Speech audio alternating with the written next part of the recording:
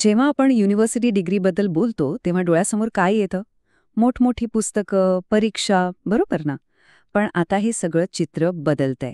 आजची डिग्री फक्त ज्ञान नाही देत, तर स्किल्स सुद्धा घडवते. चला तर या नव्या बदलांच्या जगात डोकावून बघूया आणि समजून घेऊया की आजच्या डिग्रीचं स्वरूप नेमकं आहे तरी कसं. आणि हा प्रश्न खरंच खूप महत्वाचा आहे नाही का? कारण ह्याच्या उत्तरावरच अवलंबून आहे की आजचे विद्यार्थी उद्याच्या आव्हानांसाठी खरंच तयार आहेत की नाही. शिक्षण त्यांना फक्त माहितीचा साठा देताय की खऱ्या अर्थाने त्यांना सक्षम बनवताय? चला, याच प्रश्नाच्या मुळाशी जाऊया. आणि हे समजून घेण्यासाठी ना, आपण एक अगदी ताजं आणि ठोस उदाहरण बघणार आहोत. भारताचं नवीन राष्ट्रीय शैक्षणिक धोरण 2020 आलंय आणि त्याच्या आधारावर SNDT महिला विद्यापीठाने एक नवीन अभ्यासक्रम तयार केलाय. या अभ्यासक्रमातूनच आपल्याला शिक्षणाची ही नवी दिशा अगदी स्पष्टपणे दिसेल. चला तर मग, या बदलांमधल्या पहिल्या आणि सगळ्यात महत्त्वाच्या भागाकडे वळूया. आता शिक्षण फक्त पुस्तकी सिद्धांतापुरतं राहिलेलं नाहीये. नाही, आता त्याचा फोकस थेट प्रॅक्टिकल गोष्टींवर आहे, अशा कौशल्यांवर जे खऱ्या जगात उपयोगी पडतील. या नवीन अभ्यासक्रमाची रचनाच मुळात स्किल्सवर आधारलेली आहे.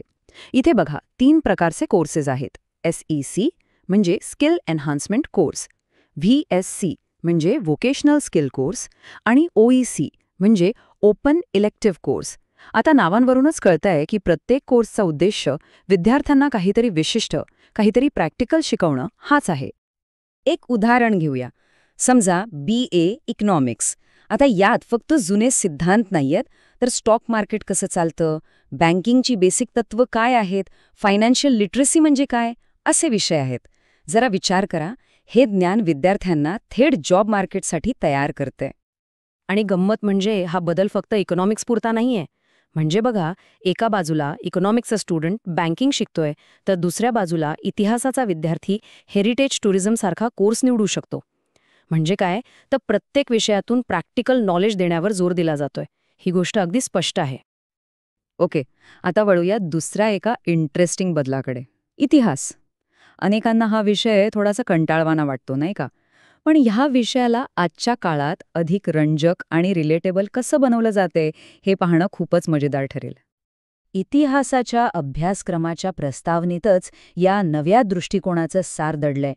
त्यात म्हटलंय की इतिहास म्हणजे फक्त राजा महाराजांच्या लढाया किंवा तारखा पाठ करणं नाहीये, तर तो मानवी जीवनाचा एक संपूर्ण, एक सर्वसमावेशक अभ्यास आहे. आणि तुम्हाला ऐकून कदाचित आश्चर्य वाटेल, पण आता इतिहासाच्या सिलेबसमध्ये सिनेमा आणि मास मीडियासारखे आधुनिक विषय शिकवले जात आहेत. हो, म्हणजे आजच्या कल्चरचा अभ्यास इतिहासाच्या नजरेतून. किती इंटरेस्टिंग आहे हे. आणि एवढंच नाही, भारतीय मनोरंजन, आपलं खाणं-पिणं, फॅशन यांसारख्या आपल्या रोजच्या जगण्यातल्या गोष्टींचाही आता इतिहासात समावेश आहे. यामुळे काय होतं, तर इतिहास फक्त पुस्तकातला विषय राहत नाही, तो आपल्या आयुष्याचा एक भाग बनतो. आणि यातला एक सगळ्यात इनोव्हेटिव्ह कोर्स आहे वस्तूंच्या माध्यमातून भारत. हा कोर्स इतिहास समजून घेण्याची आपली पद्धतच बदलून टाकतो. पण कसा? चला बघूया. यामागे एक खास शिकवण्याची पद्धत आहे, जिला म्हणतात ऑब्जेक्ट बेस्ड लर्निंग.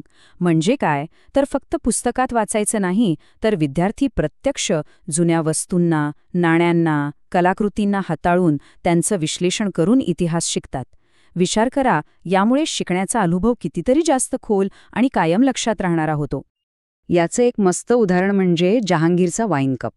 विचार करा, फक्त एक कप, पण तो आपल्याला कितीतरी गोष्टी सांगू शकतो. त्याच्यावरची कलाकुसर त्या काळातल्या कारागिरीबद्दल सांगते. तो ज्या धातूचा बनलाय त्यावरून तेव्हाच्या व्यापाराचा अंदाज येतो. म्हणजे बघा, एका छोट्याशा वस्तूमध्ये अख्खा इतिहास दडलेला असतो. तर आपण प्रॅक्टिकल स्किल्स बघितले, इतिहास बघण्याचा नवा दृष्टिकोन पाहिला. मग या सगळ्या बदलांचा नेमका अर्थ काय? शिक्षण भविष्यासाठी खरंच कसं तयार होतंय? चला, आता आपण या सगळ्याच्या शेवटच्या आणि महत्त्वाच्या टप्प्याकडे जाऊया. सोप्या भाषेत सांगायचं तर ही नवीन डिग्री 4 मुख्य गोष्टींवर उभी आहे. 1. नोकरीसाठी लागणारी प्रॅक्टिकल स्किल्स. 2.